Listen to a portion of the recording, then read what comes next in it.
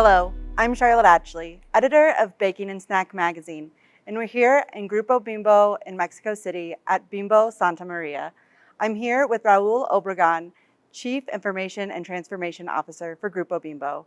Thanks for joining me today, Raul. No, it's a real honor, Charlotte. Thank you for, I would say, inviting us to this journey of being with you, of learning and sharing, and also thank you for making the journey to Mexico City and even the journey to our bakery #1. So thank you for that. Well, we appreciate your hospitality. To start off, let's talk about Grupo Bimbo's values. What are they, and why choose those all the way back in 1945? Wow. I think that's a powerful question. I'm not too sure that I could answer it perfectly. Sure. But what I mean by that is that if we go back to that December the 2nd, 45 here, surely maybe the values, as if we were to read them back then, if they were written, and they were, I don't know, 5 values then to today, these have evolved, I would say. We haven't been static about the values or set in stone. Yet I would say that this, as of today, we've changed them from values to beliefs. Yet these values, I think that if we had this conversation with our founders in that December of 45, I would say that the essence is the same. It's about the individual, the person, and making him or her be at their maximum potential when they're working within Bimbo.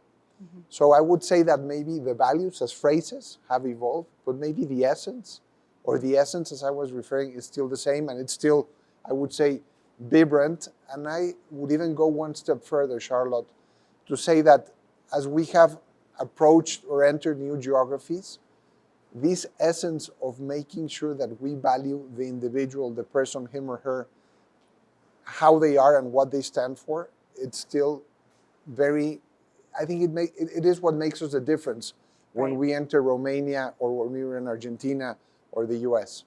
You mentioned at the beginning that Grupo Bimbo's values may have changed, the phrases may have changed over the years, but the essences have stayed the same. And that the company hasn't remained static. As the company has evolved, can you talk a little bit more specifically about what some of those changes were and maybe how they impacted this bakery? I mean, I'll try to answer it from my current role, if I may. So, as you mentioned, I lead the Global Information and Transformation team.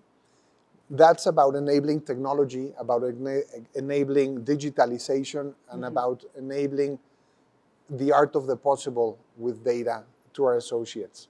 So how has that impacted a facility like this one, like Santa Maria? Is by bringing that technology, our Internet of Things, to our associates, tablets versus paper. I don't know if we're paperless, but I think we should be almost paperless in this facility. Sure.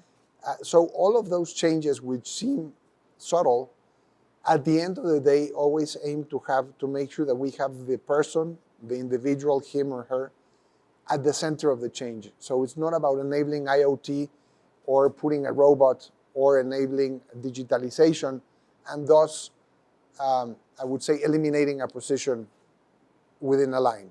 It's about maybe upskilling him or her to do more. So him or her will, not be able to do that job, but we make sure that we train them, give them the opportunity to upskill themselves and maybe, be part of a different position that they didn't know that. So when we talk about, Charlotte, the values, that's I would say, our values in action.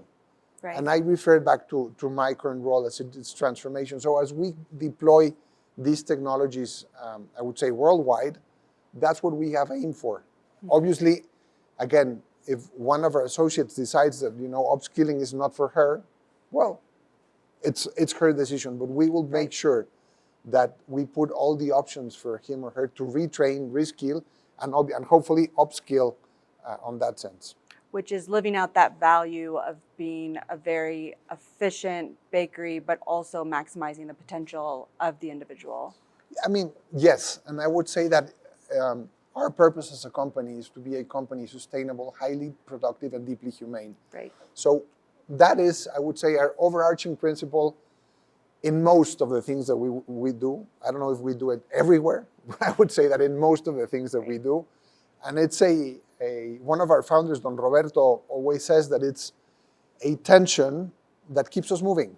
Because when you become highly productive, you have to be sure that you're deeply humane. But if you become over deeply humane, then productivity might be there, right? So it's one of those things that I don't know if we'll achieve it, but that's a constant tension that keeps us moving forward. And I would say, above all, being frontline obsessed. So ourselves as leaders, we have to be close to the market, close to our associates, close to the bakery, close to the technology, close to our vendors, so that we have, I would say, a true feeling of this sustainable, highly productive, and deeply humane.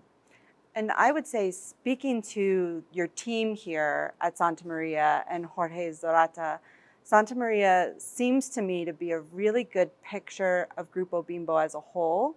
It's this building that has been here baking bread for 77 years, but inside it's a very modern, efficient facility. So it feels very much like Grupo Bimbo having that essence from 1945, but also not afraid to constantly be looking for the next way to be highly productive and deeply humane and sustainable. I mean, you said it better than what I do. But I agree with you. At the end, at the essence, it's an old facility, which I think it gets most of us goosebumps as it relates to the history, to the legacy. But it's also one that gives us, I know, very proud of, again, because on the inside, it's about being productive and about putting fresh products, high quality, products that are consumed by families, and then when they open them, it's a family moment that reunites the family around our brands.